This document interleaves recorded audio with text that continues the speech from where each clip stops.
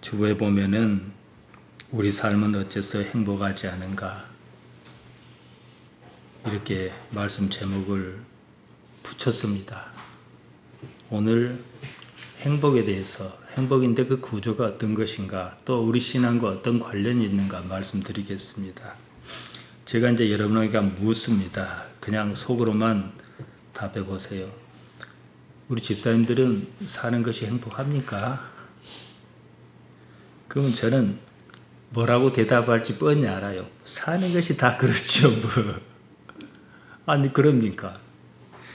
사는 것이 다 그렇습니다. 지금 우리가 사는 것으로 봐서 딱히 불행하다 이렇게 말할 수는 없어요. 불행한 건 아니니까요. 그렇다고 행복하다 말할 수도 없다. 이것 아니겠습니까? 그러니까 결국 뭐예요? 사는 것이 행복하지 않은 거잖아요. 과거에 비해서 세상이 참 좋아졌습니다. 이 머리로 이성적으로 충분히 생각할 수 있습니다. 우리 섬에 다리가 놓인 지가 벌써 7년째입니다. 제가 그날을 기억해요. 2015년 동짓날 개통했거든요. 생각해 보세요. 그때를 머릿속으로 기억합니다. 시간 맞춰 배 타는 일이 뭐 보통 일입니까? 어디 중요한 일이 있으면 배가 뜰까 안 뜰까 일기예보를 몇 번 찍어보고 안 그럽니까?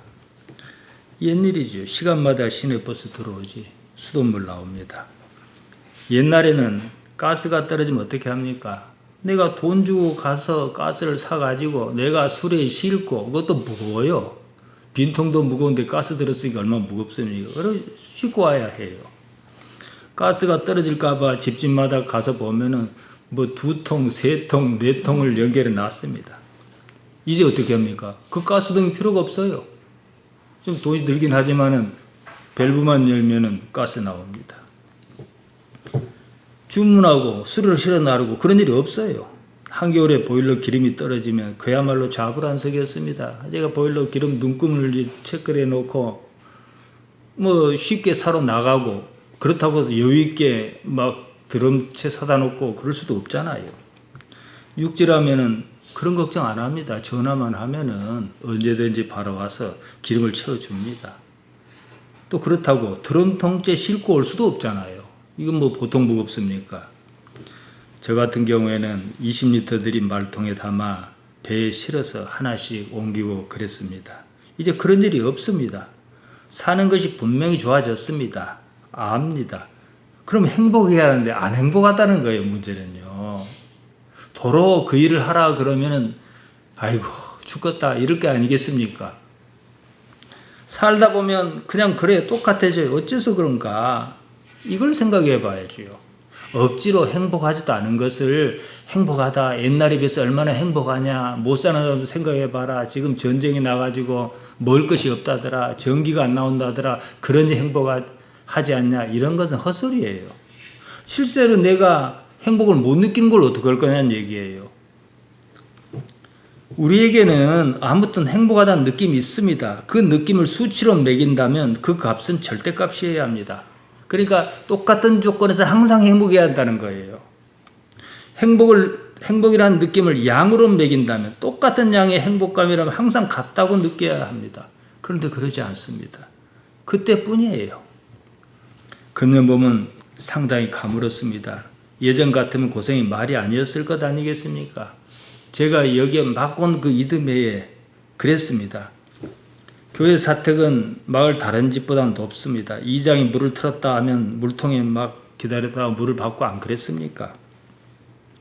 수도꼭지에 호스를 연결해서 물을 받는단 말이에요. 그러면 그런 세월 사셨으니까 잘 이해하실 거예요. 도시 사람들은 모를 거예요. 고무통에 이제 호스를 그냥 걸쳐두면 물이 올라오니까 호스가 또 빠져버려요. 그러니까 이제 한 바퀴 감아서 앉혀놔야 물이 찬단 말입니다. 물이 얼마 나오다가 들어갔어요. 기껏 받은 물이 물 한 방울이 얼마나 아쉬운데 기껏 받은 물이 도로 쏙 빠져나가 버린 거예요. 호스가 물통 바닥에 나무니까 꼬르륵 소리를 내며 핥아가 버렸습니다. 집사람이 그걸 보고 울었습니다. 여러분은 이 상황을 이해할 거예요. 가진 것 없이 제가 지금은 우리 교회가 숫자는 비록 적어도 제가 그나마 우리 남면에서 왕고참인 데다가 지역사회에 뭐 잘한 건 없지만 그래도 그런 뭐가 있으니까 살만합니다. 정신적으로든 뭐든. 그러나 그때는 그런 거 없었잖아요. 가진 것 없이 작은 교회 전도자로 산다는 것은요, 보통 일이 아닙니다. 이제 다 지났으니까 이제 이런 말이 가능한 거예요. 어디다 말하기도 어렵다고 말도 못 합니다. 뭐, 없으니까, 능력이 없으니까 있는 거잖아요. 세상적으로 보면은. 뒷배도 없어요. 교회도요, 교회가 크면 살만합니다. 아무도 챙겨줄 사람이 없습니다. 혹시라도 흠이 잡히면 이 마을에 전도의 길이 막힐까 싶었습니다. 그러니까 늘 죄 지은 사람처럼 그랬습니다. 목회라는 것이 그렇습니다. 아무리 사정이 어려워도 가까운 친척에게도 말 못합니다. 말해도 비난 듣기가 쉽지. 왜 그러냐? 왜 그렇게 사냐? 이런 식이지요. 왜냐? 제가 선택한 일이니까요.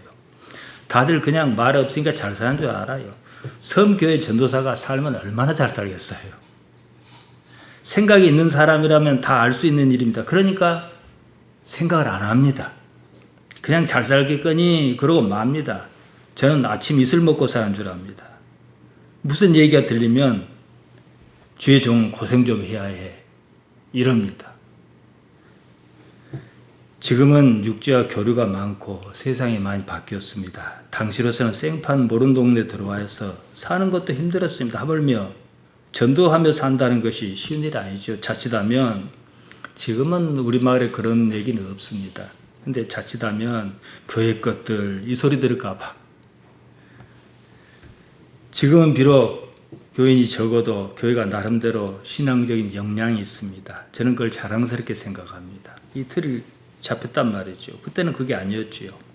교회 사택이라 해서 애들 안 키우는 것도 아니고 먹을 것 안 먹고 입을 것 안 입고 살 수는 없지 않겠습니까? 그래서 누가 사정을 알 수 없지요. 누가 챙겨주는 사람 없죠. 가뭄 때문에 정말 고생했습니다. 먹고 씻고 할 물도 없었습니다. 빨래할 물이 없으니까 빨래감을 몽땅 싸서 여수에 사는 처제 집으로 갔습니다. 집사람이 거기서 종일 빨래하고 애들 씻기고 그런 적이 있었습니다. 물을 이제 기다리며 이장이 방송한 소리가 나면 귀를 쫑긋 하다가 그 소리가 얼마나 반가운지 모르지요. 애타게 기다리던 물이었습니다. 기껏 받아놓은 물이 호수를 타고 도로 쏙 빠져나가 버립니다. 짐작할 수 있지요. 그런 세월이 다 지났습니다. 30 중반에 여기 와서 60 중반입니다. 내년이면 우리 교회만 딱 30년입니다. 방 2칸짜리에서 자식 넷을 한 방에 몰아넣고 키웠습니다. 그런데 이 신기하게도요. 그때는 그렇게 힘들었을지라도 오히려 또 그렇게 살았기 때문에 후회가 없는 거예요. 미련도 없고 할 일이 있다 싶은 거지요. 내가 이렇게 살았구나. 지난 날이 오히려 생각하면 감동스러워요. 이게 무슨 조합입니까? 어려운 건 그냥 어려운 것이어야 하는데 말이지요. 아프리카에 가뭄이 들어 당장 쓸 물이 없다 그럽니다. 아이들이 학교를 못 가요. 물통을 두고 먼 길을 걸어서 좋지도 않은 물을 떠갖고 와야 합니다. 유럽은 펄펄 끓는 더위로 고생이 말이 아닙니다. 그런 일이 없는 지금 우리는 그럼 행복한가? 그런 일이 없으면 행복해야 하잖아요. 그런데 안 행복해요. 희한하게도 고통은 있는데 행복은 없습니다. 행복하다는 느낌은요, 고통을 해소하는 당장 그때뿐이에요. 배가 고프면 고통스럽잖아요. 밥을 먹으면 아이고 밥을 잘 먹어 행복하다. 이것뿐이에요. 제가 왜 이런 얘기를 여러분이 이해할 만한 얘기를 현실감 있게 말씀드리냐 그러면은 행복이 무엇인지 알게 하기 위해서 우리가 공감하는 부분이 있으니까요. 아내와 둘이서 더 이상 보일러 기름통을 실어 날리지 않으니까 가스통을 수로로 실어 옮기지 않으니까 그때는 아이고 얼마나 좋은 거 했지요. 근데 지금은 안 그런단 말이에요. 금년처럼 가물어 수돗물이 잘 안 나와 가물어도 우리는 수돗물이 잘 나오지 않습니까? 우리가 걱정해야 하는 것은 주암 때 물이 몇 % 있냐 이게 중요한 것이지 우리 마을에 물이 나오냐 이게 아니잖아요. 물 없이 살던 그때 그 시절이 잊히지는 않았지만 그때 그 감정은 결코 살아나지 않습니다. 어려웠던 그때가 지금은 오히려 낭만적으로 느껴집니다. 행복의 감정이 이처럼 상대적입니다. 이 상대적이라는 말을 생각하셔야 돼요. 시간과 상대적이고 우리가 과거와 지금과 비교해서 상대적이고 타인과 비교해서 상대적이라 이 말이에요. 우리에게 만일 꽁돈이 한 1,000만 원 정도 생겼다 그럽시다.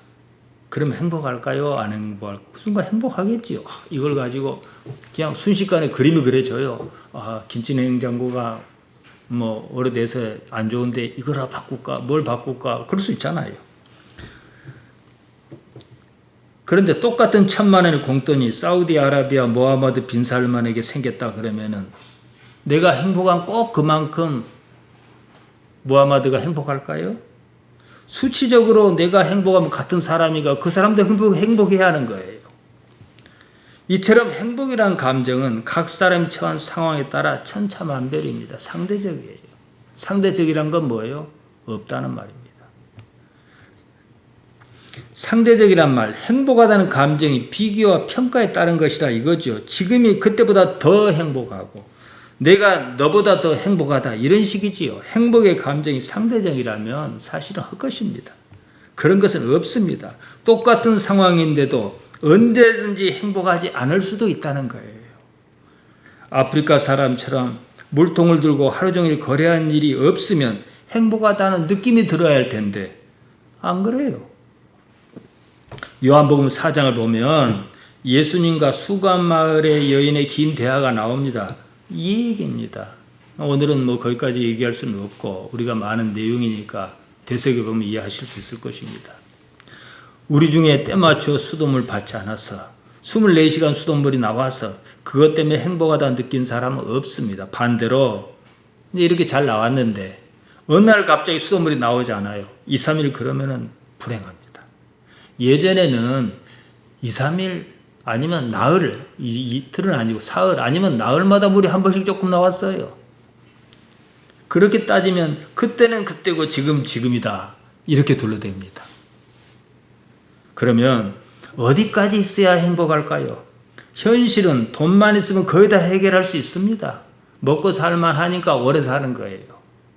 병원도 가고 어디도 가고 뭐 그러다고 안 죽는 건 아니지만 어쨌든 오래 삽니다. 그러니 무의식적으로 행복은 돈입니다. 문제는 얼마나 있어야 행복한가 이 규정이 없다는 거예요. 뭐 1억이면 1억만 있으면 난 무조건 행복하다 그러면 오죽 좋겠습니까? 그래서 돈은요 누구에게나 부족합니다. 삼성전자 이재용도 돈이 부족해요. 상속세를 한꺼번에 낼 돈이 없습니다. 그래서 편법인지 꼼수인지 뭔지는 모르지만 기업을 합병하고 분할하고 그런 거예요. 좋아서 그러겠습니까? 돈 없으니까 그런 거죠. 성경은 복을 말합니다. 복은 행복이에요. 성경이 말하는 행복은 상대적인 행복이 아닙니다. 절대적인 행복입니다. 이것을 알아차리지 못하면 예수님 믿어도 늘 불안하고 안 행복합니다. 시편 1편 1절과 2절입니다. 복 있는 사람은 악인의 꾀를 좇지 아니하며 죄인의 길에 서지 아니하며 오만한 자의 자리에 앉지 아니하고 오직 여호와의 율법을 즐거워하여 그 율법을 주야로 묵상하는 자로다. 이어서 말합니다. 저는 시냇가에 심은 나무가 시절을 쫓아 과실을 맺으며 그 잎사귀가 마르지 아니함 같으니 그 행사가 다 형통하리로다. 아무리 이렇게 말해도 이 오늘 제가 전하는 말씀을 듣지 못한 대부분은 상대적인 행복을 구합니다. 행사가 형통하다. 아쉐르 야아쉐흐 행동한 일이 야첼리야 형통하다. 사는 것이 행복하다 이 말이에요. 다른 말 아니에요. 그러니까 복 있는 사람은 뭐 악인의 꾀를 좇지 않고 뭐라 얘기하지 않습니까? 이런 사람은 오직 여호와의 율법을 즐거워할 텐데 이런 사람은 하나님과 관계가 좋은 이런 사람은 그냥 사는 것이 행복하다. 뭐 수돗물 나와서 행복하다. 멋이 있어 행복하다. 이런 얘기는 없습니다. 그래서 결국은 물론 그렇다 해서 우리가 옛날로 되돌아가 가지고 그런 삶을 살 수는 없겠고 하나님께서 그렇게 내버려 두시지는 않겠지요. 이 복은 세상에서 얻을 수 있는 복, 언제는 분명히 행복했는데 조금 지나니까 행복하지 않는 그런 상대적인 행복이 아닙니다. 절대적인 행복을 말합니다. 이 행복은 하나님으로 말미암는다. 하나님과 관계에서 비롯한 행복이다. 이것을 말합니다. 항상 즐거울 수는 없는가? 항상 행복할 수는 없는가? 하나님으로 말미암아 그렇다는 것입니다. 하나님 말고는 다른 무엇도 우리가 목을 매듯 추구할 것은 아닙니다. 왜냐? 그때뿐이거든요. 밥을 먹어도 또 먹어야 하고 그때뿐이거든요. 예수님께서도 같은 말씀을 하셨습니다. 마태복음 5장 3절입니다. 영이 가난한 자는 복이 있나니 천국이 제 것이며 푸뉴마가 가난한 사람이 복이 있다 그러셨습니다. 가나다란 말 푸토코스입니다. 구걸하다 이 말이에요. 푸뉴마를 구걸하는 사람이 행복한 사람이다 이 말씀이거든요. 푸뉴마가 뭡니까? 요한복음 4장 24절을 인용해서 제가 자주 말씀드렸습니다. 하나님께서는 영이시니 예배하는 자가 영과 사실로 예배할지니라.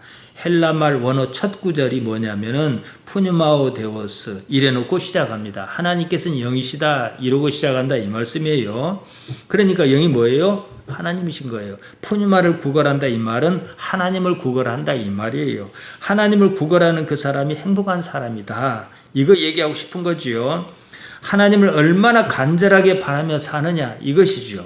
내 삶에서 내 안에서 하나님이 이루어지기를 말이지요. 누가는 마태와 달리 대놓고 말했습니다. 그냥 가난한 사람이 복 있다 그랬습니다. 그 복이 어떤 복이냐? 하나님의 나라를 차지하는 복이다. 하나님의 나라 바실레이아가 통치하는 것을 말한다고 말씀드렸어요. 그러니까 뭐예요? 하나님께서 나를 이 세상을 나와 주변의 모든 세계를 적절하게 다스리고 계신다는 사실을 알 수 있다는 거예요. 가난해야만이 말이에요. 그런데 우리는 가난하기를 찾지 않잖아요. 그러니까 상대적인 복을 찾는 것이 자체가 앞뒤가 안 맞는 얘기고 허상이다 이 말씀입니다. 누가복음 6장 20절에서 말했습니다. 예수께서 눈을 들어 제자를 보시고 가라사대 가난한 자는 복이 있나니 하나님 나라가 너희 것이며 역시 가난하다 푸토코스입니다. 마태와 똑같습니다. 구걸하다. 마태는 하나님을 구걸하는 자가 행복하다 그랬고 누가는 무엇을 구걸해야 하는지 그 말은 없어요. 가난에 시달리는 사람은 뭘 구걸할 것 같습니까? 가난하지 않으려고 구걸하겠죠. 당시로서 가난한 사람이 부유하기란 불가능했습니다. 불가능하지만 살기는 해야겠고 그러니까 불가능하니까 하나님 찾을 것 아니겠습니까? 하나님을 구걸할 것 아니겠어요? 거기서 또 무엇인가를 경험할 겁니다. 그런 삶이 결국에는 하나님을 찾는 단계에 이를 것이고 무엇을 경험할 것입니다. 이 사람이 행복하다는 거예요. 그러니까 가난이 어디로 인도했느냐는 거예요. 하나님 없이는요 행복 없습니다. 스스로 행복이라고 하는 그 행복은 결코 행복한 것이 아닙니다. 복을 받아도 복 받은 게 아니에요. 왜냐? 지금까지 생각했던 그 복은 상대적인 것이거든요. 적어도 우리는 하나님과 관계 속에서 생각해야 합니다. 성경이 말하는 행복은 절대적인 겁니다. 이 말을 이해는 하면서도 다들 그렇지 않다라고 생각합니다. 어째야 복이 있는가? 자기가 판단하겠답니다. 여기서 하나님과 나의 의식이 충돌합니다. 행복하다고 느끼는 그 감정의 순간에는 공통적으로요 나라는 관념이 사라집니다. 남녀가 서로 만나 눈에 불이 튀었어요. 그 순간 나는 사라져요. 장엄한 자연의 풍광을 마주하는 그 순간 우리가 흔히 말해 입이 떡 벌어진다 그러지 않습니까? 그 순간요 나는 사라져요. 심지어 도박에 심취한 그 순간에도 그렇습니다. 내가 없어야 행복하다는 사실이에요. 불변의 법칙입니다. 근데 어떻게 해요? 나의 존재를 유지하면서 행복하겠다? 그래서 행복이 없는 거예요. 상대적인 거죠. 중국 전국시대의 철학자 장자가 어느 날 낮잠을 자다 깼습니다. 꿈에서 자신이 나비로 홀로 날아다녔습니다. 잠에서 깨고 나서야 그것이 꿈인 줄 알았습니다. 이름하여 호전몽입니다.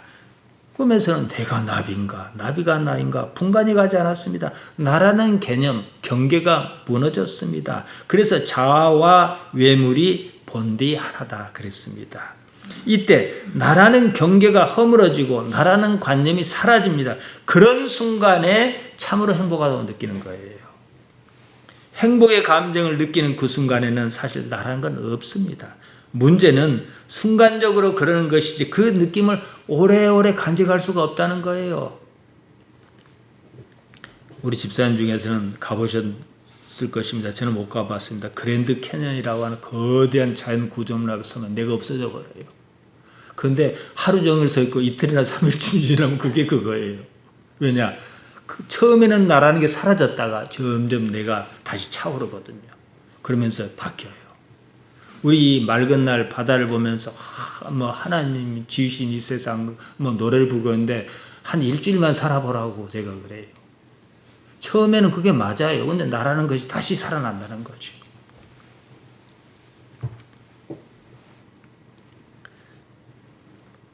시간이 지나면 감정이 무뎌지고 기억에만 남습니다. 이 뇌라는 것은 그 기억을 찾으려고 애를 써요. 사랑의 기쁨도, 생애 처음으로 집을 마련했을 때 그 기쁨도, 평생에 한 번 볼까 말까 하며 감탄했던 그 광경도 이제 지난 일이 되고 말아요. 때문에 우리 삶은 항상 부족합니다. 만족스럽지 않습니다. 이 사실 거의가 살아생전에 깨닫지 못했긴 망정이지 일찍 깨달았다면 더는 살려고 하지 않습니다. 살아봤자거든요. 깨달아서 스스로 죽음을 선택한 사람도 있어요. 드물긴 하지만요. 대부분은 그러지도 못하고 행복의 노예로 삽니다. 삶이 이렇다는 사실조차도 깨달을 생각이 없다는 것이 더 문제입니다. 행복하다는 감정은 부족한 그것을 채우면서 느끼는 그겁니다. 누구보다도 많이 가진 사람이 있어요. 더는 가질 것이 없습니다. 이미 다 가져버려서 그럴 기회조차 없습니다. 더는 방법이 없는 거예요. 그럼 뭐합니까? 마약하는 거죠. 뭐 놀랍게도 없는 사람이 마약하는 게 아니에요. 이제 자포자기한 사람이 어떻게 해서 손을 대는 경우 있을지 모르겠습니다만은 더 이상 다른 재미가 없어요. 채워도 항상 모자라는 것을 채우려고 합니다. 끝이 없습니다. 끝이 있다면 죽는 것밖에 없어요. 행복을 상대적인 데서 찾으려 합니다. 결국은 한계와 마주하면서도 그것이 한계라는 사실을 인정 안 하려고 해요. 어째서 우리 삶이 이런가? 우리 뇌가 그렇게 작동합니다. 안 죽고 계속 살게 하려고요.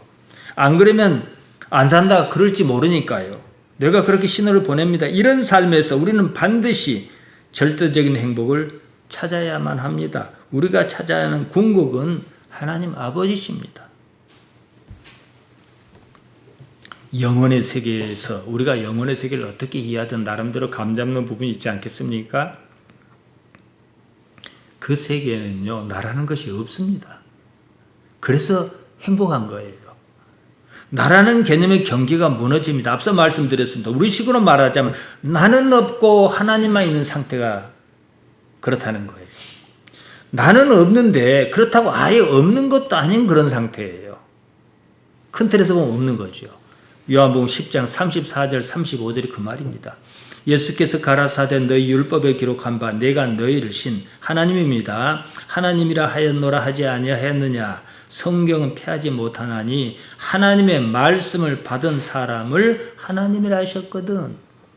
내가 하나님 안에 드는 것입니다. 내가 하나님 안에 들면 거기에 나는 없습니다. 하나님께서는 우주보다도 큰 존재십니다. 거기에 내가 있는 것을 한번 상상해 보세요. 내가 하나님 안에 들었다. 어떻게 생각하든 우리는 뭐 조그마한 개념은 있어요. 그 상황에서 나라는 존재는 있으나 마나한 거잖아요. 내가 하나님 안에 있으므로 내가 곧 하나님이다. 예수님께서 율법을 인용해서 이 말씀 하신 겁니다. 하나님과 내가 구분이 가지 않은 상태가 우리 기독 신앙이 추구하는 절대 경지입니다. 하나님과 내가 하나다 그러면은 나는 있고 하나님은 없어지겠습니까? 그 어느 정도 비슷해야 서로가 있는 것이지 상대가 워낙 커버리면 이를테면은 바다에다가 물 한 동이를 부었습니다. 그럼 그 물이 독립개체로 존재합니까? 그냥 바다지요. 이걸 이해해야 해요. 설교 부제가 또다시 감성의 세계로 이렇습니다. 행복은 어쨌거나 감성의 영역이 일어나는 반응입니다. 우리가 흔히 접하는 그런 감성 세계 말고 또 다른 차원의 감성의 세계가 있다 이거죠. 우리는 좋다, 싫다, 뭐 행복하다, 불행하다 이런 감정을 가집니다. 우리가 늘 겪는 감성입니다. 우리는 그런 감성이 기대해서 이 세상을 삽니다. 뭐 사는 것이 무슨 재미가 있어야지. 이렇게 말하지 않습니까? 희로애락이 그 말입니다. 이런 삶을 적절하게 통제해주는 수단이 있습니다. 이성이죠. 이성은 여타의 동물과 달리 인간에게만 특이한 성질입니다. 개인과 사회의 안녕을 위해서, 질서를 위해서 이성이 적절하게 개입합니다. 이성을 잃으면 인간다움이 사라집니다. 그냥 동물이에요. 어떤 아파트에 새로 지은 아파트, 요새 아파트 비싸지 않습니까? 산 사람이 이제 새 아파트를 사서 이사를 했어요. 어디서 이상한 똥 냄새가 나는 거예요. 아무리 소독약을 뿌리고 뭐 누구를 그 소독해 준 사람들 불러서 소용이 없어요. 하다 못해서 벽과 천장을 다 뜯어냈습니다. 뉴스에 나왔어요. 천장 안에 똥이 담긴 봉지 몇 개가 있는 것을 발견했습니다. 일을 한 사람이 봉지에다 똥을 싸서 천장에 넣고 마무리한 겁니다. 이런 일은 실수가 아니에요. 일부러 그런 겁니다. 인간은 똥을 아무데나 싸지 않습니다. 이성이 작동하지 않는 조금 영리한 동물이, 인간이란 동물이, 그것도 머리를 하고 자기가 싼 똥을 천장 속에 감출 생각을 한 겁니다. 좋은 아파트에 사는 놈들아, 내가 싼 똥 냄새나 맡고 살아라, 이거 아니겠습니까? 제가 요즘 들어 자주 언급하는 말이 있습니다. 정업명령이나 양지양능은 이성은 무시하지 않겠다, 이거예요. 똥을 천장에 누면은 싸갖고 봉다리에 넣어 천장에 넣어놓고 그 냄새를 누가 맡겠어요? 그러니까 잘 사는 이놈들아, 넌 똥 맛보고 살아라, 이거 아니겠습니까? 그게 사람이 할 일입니까? 그 사람이 잘 살든 못 살든 나하고 무슨 상관이 있어요? 이처럼 이성을 습관적으로 무시하는 사람을 뭐라 그럽니까? 짐승 같다. 짐승보다도 못한 놈, 이러잖아요. 그런 사람에게 구원이 있겠습니까? 감성을 넘어 이성을 넘어 또 다른 감성의 세계가 있습니다. 다른 말로 하면 상위 차원의 감성이라고 제가 오래전에 말씀드렸습니다. 쉽게 말씀드리면 하나님 아버지와 관계를 인식하고 지각하는 차원의 감성이에요. 성경이 말한 행복, 상대적이지 않고 절대적인 행복, 일시적이지 않고 항구적인 행복은 바로 이 상위 차원의 감성 세계에서 얻을 수 있는 거예요. 이 삶은 영원하지 않습니다. 게다가 만족도 없습니다. 그러니 행복도 없습니다. 이렇게 살다 말 것이냐? 이 문제를 따지지 않더라도 이 삶에서 세상이 주는 것 같지 않은 행복을 찾을 수만 있다면 그거 답이 아니겠습니까? 요한복음 14장 27절입니다. 예수님께서 사역 막판에 말씀하셨습니다. 평안을 너희에게 끼치노니고 나의 평안을 너희에게 주노라. 내가 너희에게 주는 것은 세상이 주는 것 같이 아니하니라. 너희는 마음에 근심도 말고 두려워하지도 말라. 평안 에이레네입니다. 평화를 말합니다. 히브리 말로 샬롬입니다. 고대 사회에서 유대인은 끊임없이 샬롬을 구했습니다. 그만큼 사는 것이 불안했습니다. 가나안 땅이요, 아무나 와서 칼 대고 찌르고 양이고 뭐고 뺏어가는 그런 사회였어요. 그래서 하는 인사말이 샬롬입니다. 샬롬은 안녕, 복지, 건강을 뜻합니다. 삶이 행복한 상태를 지속하는 걸 말해요. 세상이 주는 행복은 일시적입니다. 일시적으로 행복하다는 느낌은 있어요. 하위 차원의 감성입니다. 하지만 하나님 아버지와 관계 속에서 찾은 행복은 항구적입니다. 상위 차원의 세계에서 일어나는 감성이단 말이에요. 이 감성을 어느 정도 구분이 갔다 그러면 그걸 붙들고 키워낼 필요가 있지요. 우리의 뇌는요, 두 개로 이루어졌습니다. 이렇게 생겼어요. 호두 껍질과 똑같이 생겼어요. 근데 호두를 까보면 어떻게 생겼습니까? 중간에 뭐 연결되어 있잖아요, 두 개가. 이걸 뇌량이라 그럽니다. 화태대교 같은 다리를 교량이라 하지 않습니까? 그 양자예요. 우리는 의식하지 못하지만 좌뇌와 우뇌의 기능은 서로 다릅니다. 좌뇌는 이성을 담당하고 우뇌는 좋고 싫음, 이런 감성을 담당합니다.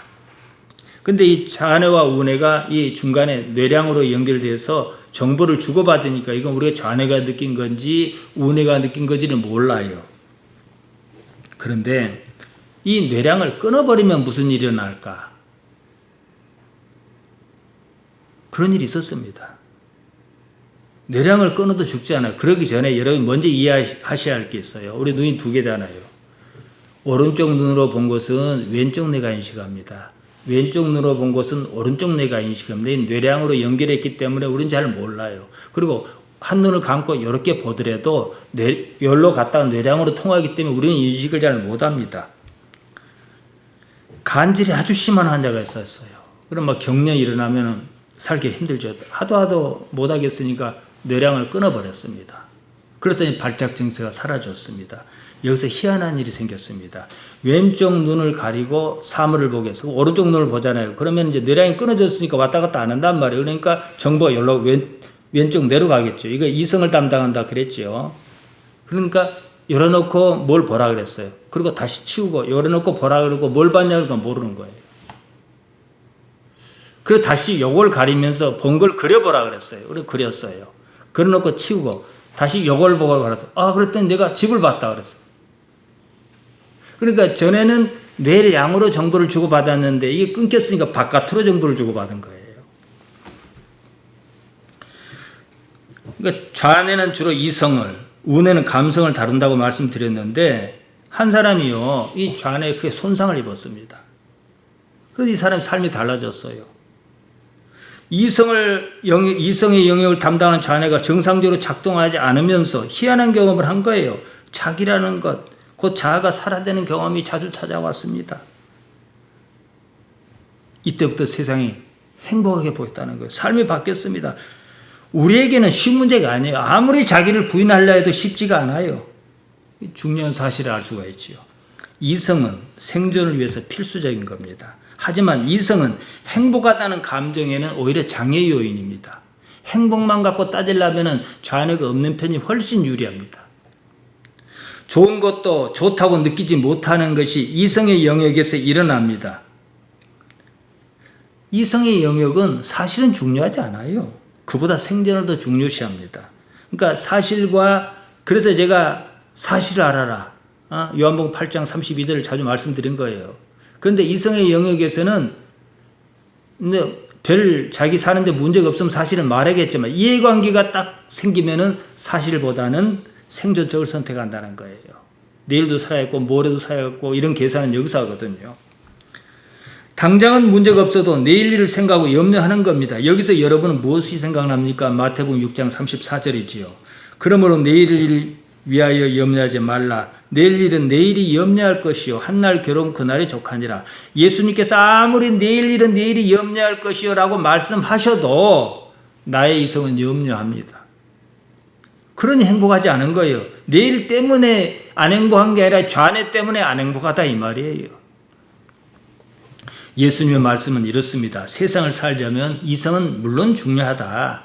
그러나 그 이성을 너무 믿지는 말아라. 너에게는 그럴 만한 충분한 근거가 있지 않느냐. 하나님 아버지께서 너희 아버지로서 계시지 않느냐. 이 말씀이거든요. 아버지께서 내가 사는 삶의 자리, 지금 여기에 함께 하신다는 사실을 먼저 깨달아. 그러면 이성에 휘둘리는 일은 없다. 그러니까 이성은 이용의 대상이지 휘둘릴 대상은 아니다 이거지요. 하위 차원의 감성이 느끼는 행복감은 결국 뭡니까? 이성이 분석하고 판단하는 겁니다. 지금 꽁돈이 생겼으면 꽁돈이 생긴 그것보다도 무의식적으로 그것은 내일 일을 생각해요. 그러고 나서 나는 행복하다. 근데 꽁돈이 생겨서 좋다 그랬는데 가만 생각하니까 뭘 사려고 마음을 먹은 게 있었는데 못 사고 있었단 말이에요. 그럼 돈이 좀 모자라. 그러면 그만큼 행복 안 해집니다. 한편으로 이 돈이 없어지면 내일은 어떻게 하지 그럽니다. 지난 날과 비교해서 평가하고 남과 비교하고 평가하고 거기서 행복하다는 감정을 짜내는 거예요. 그래야 살 테니까요. 한 번은 그런 쾌감이 있었습니다. 그 쾌감을 잊지 못합니다. 그때를 상상하고 우려먹습니다. 그때의 행복감을 기억하려고 애씁니다. 똑같은 상황을 찾으려 합니다. 그런 일은 없습니다. 이따 해도 점점 줄어듭니다. 수돗물 나온다고 해서 크게 안 행복한 것과 같아 이 말이지요. 인간으로 사는 한 달리 방법은 없습니다. 항구적인 행복을 찾는 것 말고는 답이 없습니다. 하나님 아버지와 어떤 관계냐 이것만이 유일한 방법입니다. 사도 바울은요, 이거 좀 설명을 해야 되기 때문에 제가 덧붙이는 건데요.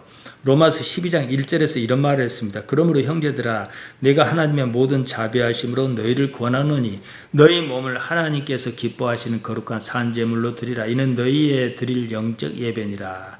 영적 예배라는 말 로기켄 라트레이아입니다. 영적이라고 번역한 로기코스는 원래 로고스에서 온 말입니다.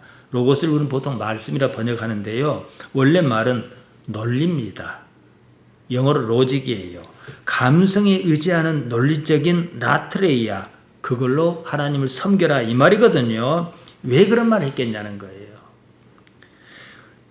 우리 기독신앙을 싸구려 감성, 하위 차원의 감성으로 대체하는 경향은 그때나 지금이나 늘 있어 왔습니다. 왜냐? 신앙은 일단 이성의 작용이거든요. 감성의 작용이 아니거든요. 신앙에서 흔히 성령운동이니 뭐니 그럽니다. 알고 보면 그조차도 모두가 하위 차원의 감성을 자극하는 말이라는 거예요. 생존에 그것이 이익이니까 그런 거예요. 앞서 보았습니다. 감성이라고 하면 일단 몸의 반응입니다. 하위 차원의 감성이에요. 이것이 상위 차원의 감성으로 발전하지 못한 상태입니다. 그래서 바울이 한 말이 신앙을 좀 이성적으로 좀 생각해 봐라. 오죽했으면 그 말을 했겠습니까? 신앙은요, 여기서 끝나지 않습니다. 이제 이게 우리 집사님들과 흔히 보는 보통 교회가 다른 점이에요. 수준이 다른 거지요. 보세요. 신앙의 본질은요, 그 차원이 아니에요. 근본적으로 상위 차원의 감성 세계에서 일어나는 일이에요. 하나님 앞에 서면 모든 판단이 사라집니다. 그래야 정상입니다. 모든 판단이 사라진다는 말은 뭐겠어요? 판단을 감성이 합니까? 이성이 하죠. 그러니까 하나님 앞에 서면 이성이 사라진다 이 말이에요. 아까 제가 그랜드 캐년을 얘기하고 뭘 얘기하고 다 그 말입니다. 높은 수준의 감성만 남습니다. 하지만 상위 차원의 감성은 반드시 이성의 단계를 넘어야 하는 것이지. 거기 묻혀서는 안 되지요. 대부분은 이것을 이해 못합니다. 그러다 보니까 어떻게 해요? 하위 차원의 감성, 행위를 가지고 신앙이라고 착각한다는 거예요. 자기 기분에 따른 것, 자기 혼자 흥분한 것 가지고 은혜 받았다고 그럽니다. 하나님의 나라는 구경도 못하고 죽날까지 이것을 주시옵소서 저것도 주시옵소서 그러다 맙니다. 한마디로 한국 교회에서 지금 기독교가 이성이 있습니까?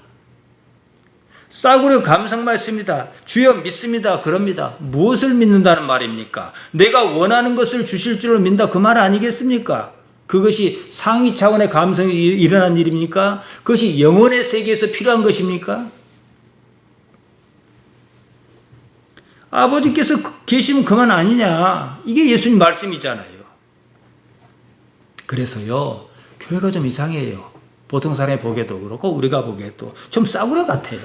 이성도 없고 신앙도 없습니다. 그저 이익 집단으로 보이는 거예요. 죽으면 쓸데없는 것을 가지고 그 야당이잖아요. 이해하시겠죠? 저는 평생 동양으로 살았습니다.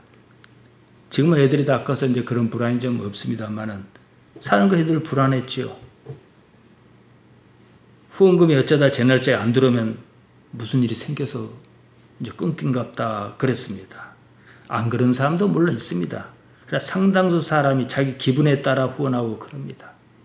자기 기분에 따라 한 동정심 같은 것을 신앙이라고 생각하지만 그게 아무리 오라도 그건 하위 차원의 감성으로 그런 겁니다. 해외 나가 선교 활동을 하는 사람은 제가 하는 말에 공감할 겁니다.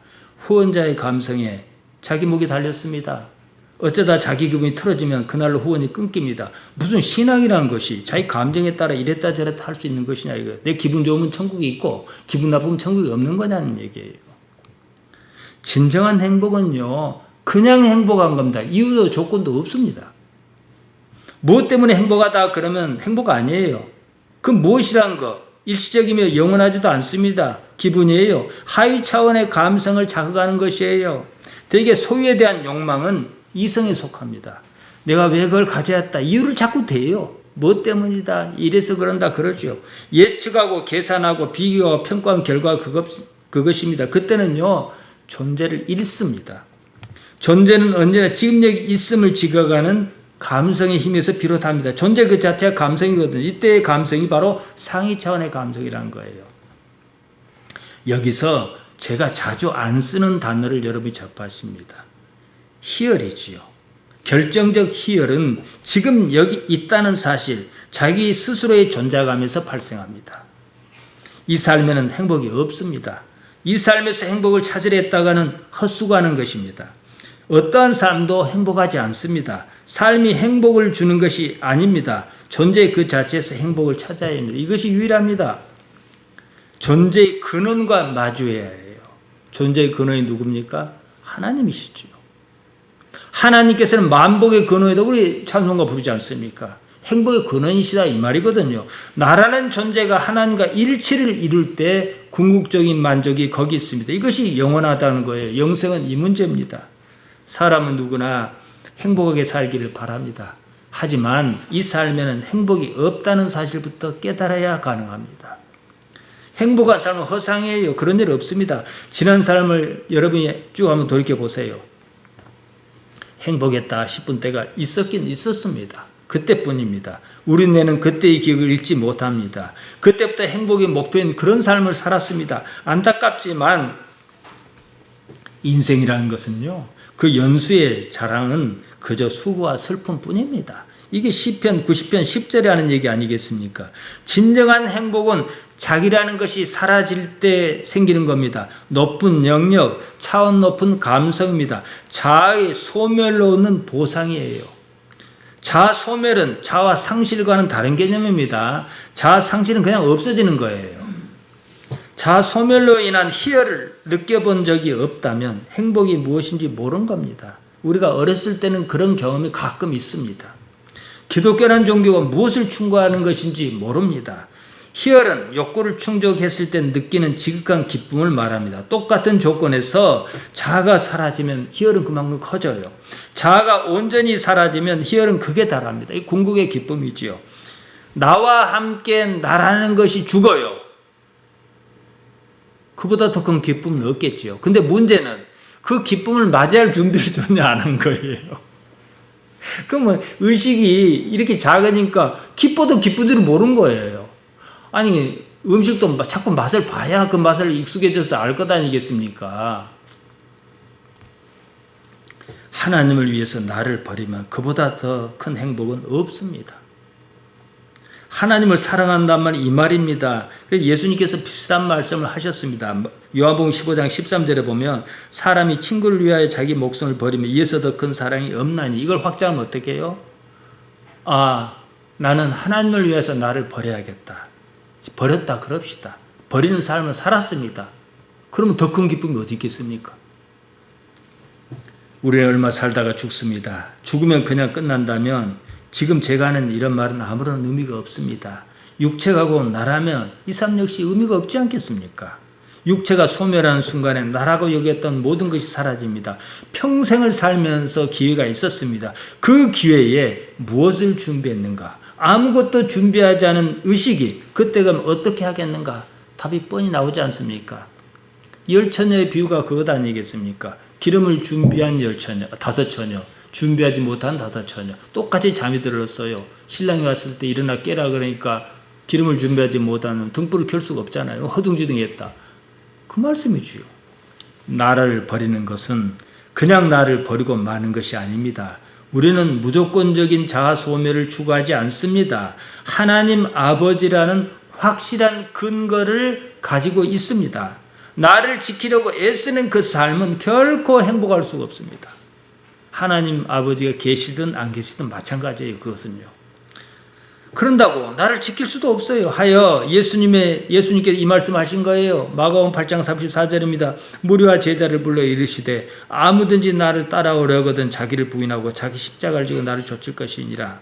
하나님을 위하여 나를 버리면 하나님을 얻습니다. 나는 사라지고 하나님 아버지만 남습니다. 그때 나는 그냥 사라지고 마는 것이 아닙니다. 아버지 안에 있다는 거예요. 이게 영생입니다. 우리 기독신앙의 역설적인 신비입니다.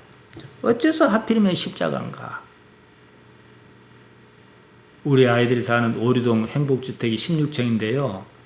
그 앞에 보면 이제 서민이 하는 여러 집이 막 많아요. 멀리면 아파트도 있고 그런데 그 사이사이에 밤이 되면은 그냥 빨간 십자가가 다 셀 수 없을 정도로 많아요. 고만고만한 십자가가 많아요. 그 많은 십자가 도대체 뭘 말하는가?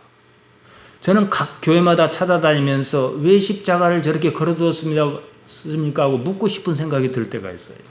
과연 그 십자가가 그 십자가인가?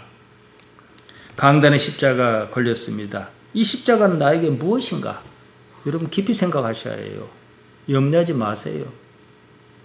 적어도 우리에게는, 하나님을 아버지로 아는 우리에게는요, 내가 없어져도 아무런 문제가 없습니다. 오히려 그 때문에 나는 더 행복합니다. 내가 없어졌으니까 나에게 주어진 모든 것이 그저 감사할 것밖에 없잖아요. 그 삶이 꼬이겠습니까? 행복한 거죠. 하나님 아버지만 생각하시길 바랍니다. 기도하십시다.